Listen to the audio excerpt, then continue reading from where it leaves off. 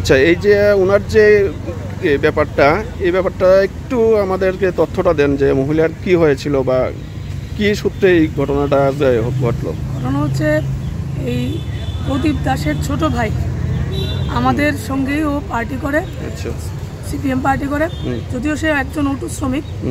হয়তোবা তাকে দমানোর জন্য বা যোগনগর এলাকার মধ্যে যেন সিপিএম মাথা তুলে না দাঁড়াতে পারে, তার জন্যে বিজেপি মণ্ডল সভানেত্রী শ্রীমতী এই নাম হচ্ছে স্বপ্না দাসের নেতৃত্বে কতিপয় বিজেপির আশ্রিত গুন্ডা যারা, তার আগে ওদের বাড়িতে 22 তারিখ রাত্রেবেলা হামলা সংগঠিত করে। এবং যেটা সবচাইতে জঘন্য, যেই রতন দাস হয়তোবা সিপিএম করে বিরোধী রাজনীতি করে, কিন্তু রতন দাসের ভাইয়ের মেয়ে 5 বছরের একটা শিশু বাচ্চা, সেই শিশু বাচ্চাকে পর্যন্ত তারা রেহাই দেয়নি। রতন দাসের 16 বছরের একটা মেয়ে, তার তল পেটের মধ্যে যথেচ্ছভাবে লাথি মেরেছে এই বাচ্চা মেয়েটার। হ্যাঁ, 16 বছরের রতন দাসের মেয়ের উপরে। রতন দাসের একটা ছেলে যে ক্লাস 5-এ পড়ে, তার পায়ের অবস্থা খুব খারাপ।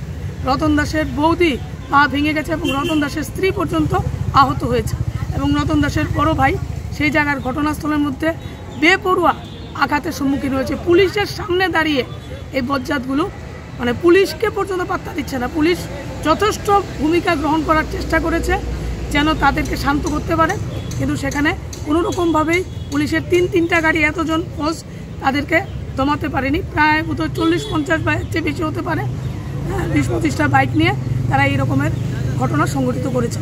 এর মধ্য দিয়ে হয়তোবা তারা চাইছে যে যোগনগর এলাকা থেকে সিপিএমের নাম উঠিয়ে দিতে, কিন্তু দুষ্কৃতিকারীরা, দুর্বৃত্তকারীরা জানে না যত আঘাত বাড়ে ততই বামপন্থীদের সেই জায়গায় লড়াই করার সেই সাহস এবং মানসিকতা আরও দিগন্তচুম্বী হয়।